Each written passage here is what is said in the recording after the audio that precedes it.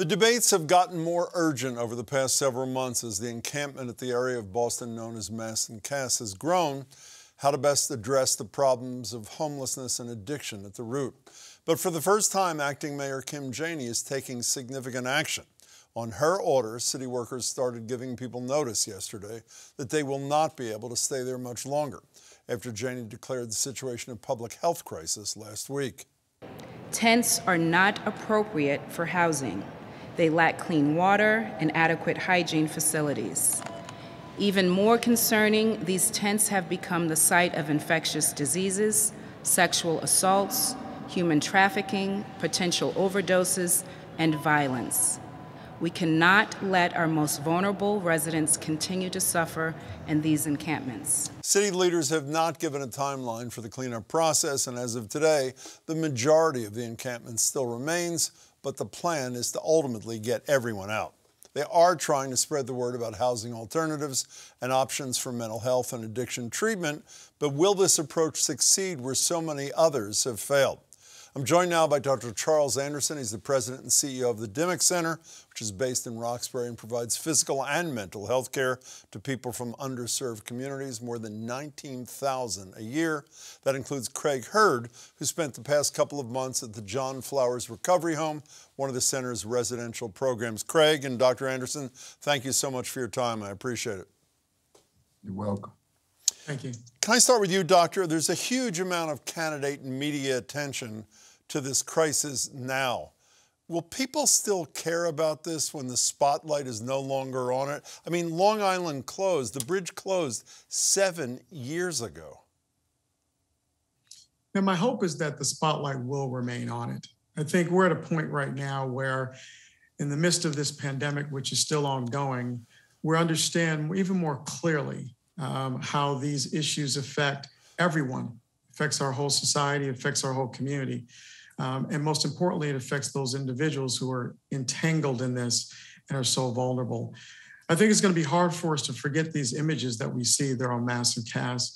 And quite honestly, I really feel we're at a point where we're getting to this type of political will that's required to roll up our sleeves and solve these problems. Well, you know, Doctor, staying with you for 1 second, in a story by Shirley Young at the Globe the other day, she says, what does it say about us if we can't even use what help we already offer to diminish the suffering, referencing beds, for example, at your facility that are available and other places? What's the answer to Shirley's question?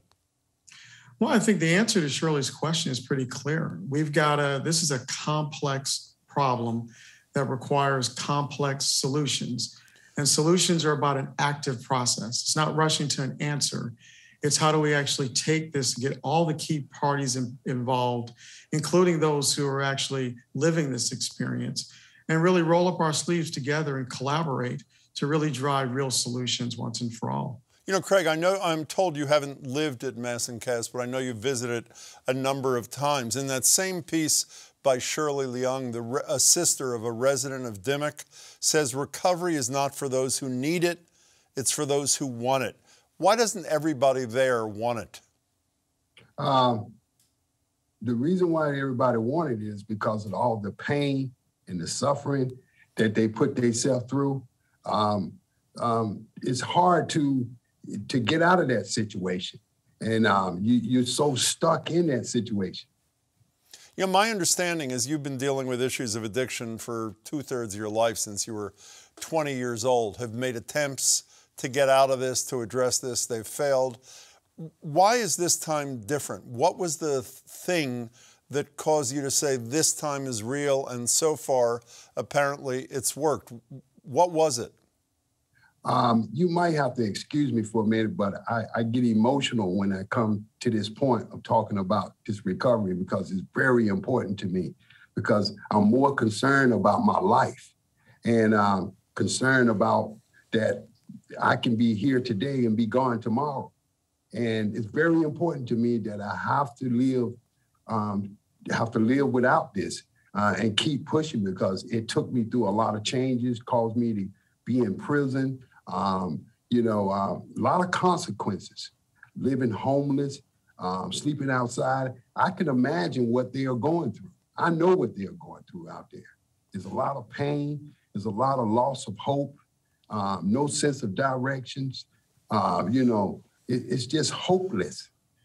And we need unity. We need to come together as people and try to go reach out to these people. Craig, can these people, as you describe them, or individuals, can they be talked into programs like what exists at the Dimock, or do they have to make that decision themselves? Absolutely. They will have to make that decision themselves. The first thing you do when you wake up in the morning, you got a chance and you got a choice. And if once you make that choice and make your mind up, you just have to push forward. You can't give up. It's hard for a person to be in addiction for over 40 years, like, for example, like me. It took a long time to be where I am today. It took a long time. And I finally woke up when I found myself in the National Street Jail, and my eyes was open. And I don't know if you believe in a higher power, but I have a higher power that of my understanding that opened my eyes and said, you got a choice. Either you want to stay in here or live out there.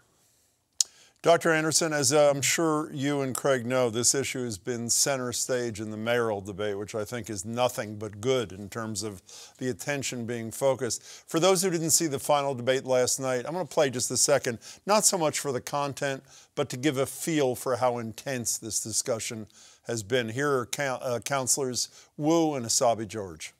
So I've got a message first from Michelle. Because she's been stuck in conversation, she doesn't truly understand the crisis that is mass incarceration. Look, I'm grateful for the councilor's passion on this. Every conversation that I have is about taking urgent action. I won't underestimate our city and what we're capable of. I will fight for what our residents need and deserve.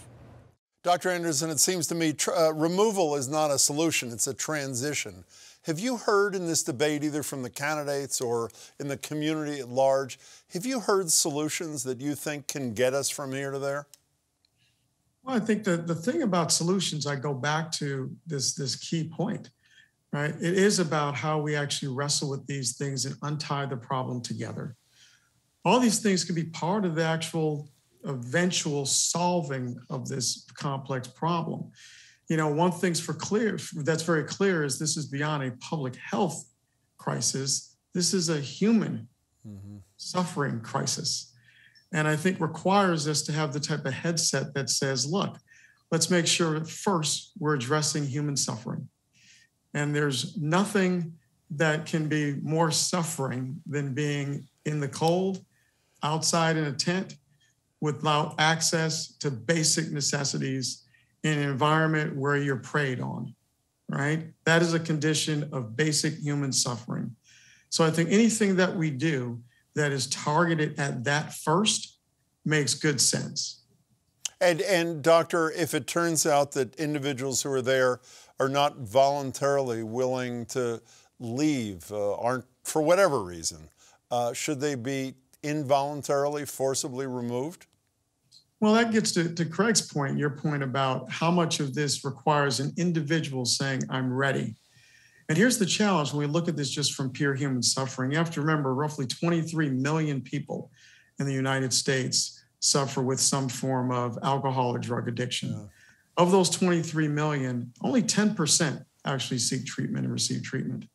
So what that tells you is that there's 90%, 9 out of 10 people out there aren't ready to go right into treatment. So the question is, what else do we offer them?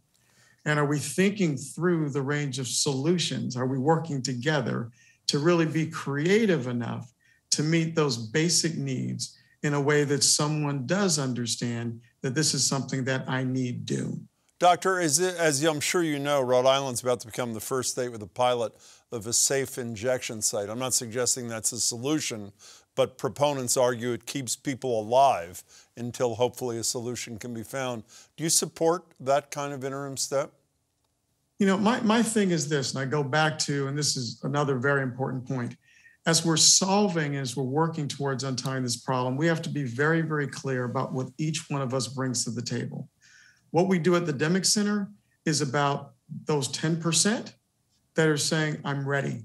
And we make sure that we do that in an exceptional way, right? So we're serving 1,000 people a year, over 1,000 people a year, I should say, who are saying, I'm ready. And we're making sure that they have access to the type of steps. And it's not just when we think about substance use disorder and those steps, we're getting them plugged into insurance. We're getting them plugged into primary care. We're reconnecting them with their children. We're getting them plugged in with dental, eye care. This is an approach where there are individuals like Craig who can be on our campus for up to a year as we're actually helping them transform their lives. So that is what we do. There are others who need to focus and will focus on those other aspects of this very complex problem. And I don't negate any of those as being part of the solution. Craig, if Counselors Asabi George and Wu are listening, what would you recommend to them that, I mean, you've been on the ground, you've seen this, you've lived this. What should they be doing? What should leaders be doing? Well, they should come together as a unity and to be able to go out to the outreach and be able to encourage these people, be able to talk to them. And sometimes it takes much more than that than to try to get through to these people because they're so caught up out there and they confused, you know, and it's going to take a lot of support. It's going to take a lot of people to reach out to these people because they're too far gone. You know, I probably should have asked you, Craig, first before I asked about what you would say to the leaders.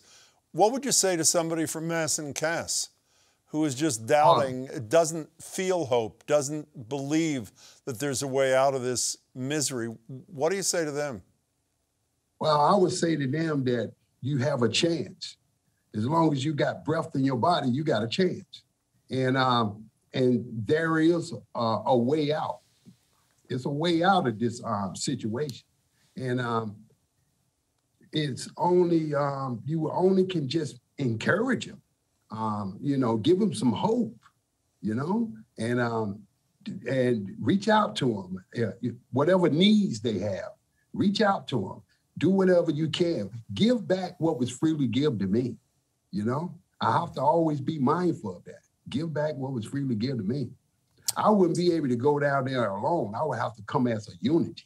Yeah, you know, I need all the support I can get to go down there and be able to do that. Dr. Anderson, what would you say to those people? Yeah, I mean, I think we have to think about, you know, when I look at these things, it's really important to understand what are those barriers, right?